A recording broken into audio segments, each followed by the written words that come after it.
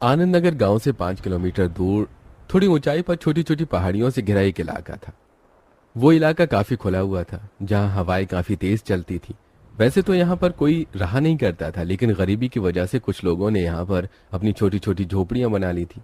उस एरिया में कुल मिलाकर 25-30 झोपड़ियां ही थी और वो सभी लोग गरीब थे। इन्हीं लोगों में एक परिवार था, ब्रजेश का परिवार। ब्रजेश अपनी पत्नी कुंती और 2 बेटे कमलेश और दिलीप के साथ इसी घर में रहा करता था। काफी सालों पहले ब्रजेश को पैरालाइज का अटैक आया था, इसलिए वो बिस्तर पर ही था। और 2 साल पहले एक बिल्डिंग में छत के ऊपर काम करते हुए उसका बड़ा बेटा कमलेश गिर गया था, जिसकी वजह से उसका एक पैर टूट गया था। ना जुड़ पाने की वजह से डॉक्टर को पैर काट कर अलग करना पड़ा, जिसकी वजह से कमलेश अपाहिज हो गया। कोई काम न होने की वजह से उसने मोची का काम करना शुरू किया था। छोटा बेटा दिलीप, जो कि दिहाड़ी पर मजदूरी का काम करता था, घर का ज्यादातर खर्च उसी से चलता था।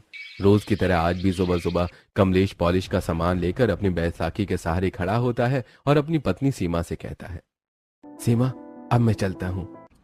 अजी थोड़ी देर और रुक जाइए ना, दिलीप का नाश्ता हो ही चुका है, आप दोनों साथ में ही निकल जाना। नहीं सीमा, मुझे पहले ही देर हो चुकी है और तुम तो जानती हो कि मुझे अभी ऑटो पकड़कर 5 किलोमीटर दूर जाना है।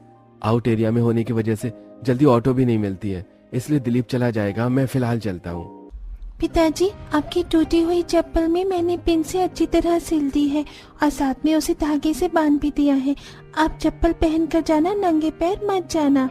हाँ मेरी गुड़िया रानी, बहुत बहुत धन्यवाद। तभी कमलेश का छोटा भाई दिलीप भी नाश्ता करके वहां आ जाता है और कहता है, चलिए भैया, मैं भी साथ में चलता हूँ, आखिर हम दोनों को एक ही गांव में तो जाना है। अब कमलेश और दिलीप अपनी झोपड़ी से निकलते हैं और काफी दूर चलने के बाद वो रोड पर आते हैं। ऑटो का इंतजार करते हुए उन्हें लगभग 15 मिनट गुजर गए थे। अब ऑटो वाला आता है तो दोनों भाई ऑटो में बैठकर पड़ोस के गांव आनंद नगर पहुंचते हैं।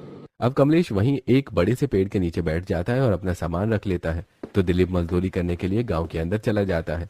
तो वहीं दूसरी तरफ घर में सीमा अपनी सास कुंती से कहती है, माँ जी, मैं जंगलों की तरफ जा रही हूँ, जलाने के लिए लकड़ियाँ खत्म हो गई हैं, मैं थोड़ी लकड़ियाँ ले आऊंगी। भाभी, मैं भी आपके साथ चलती हूँ। जूही बेटा, योगेश बेटा,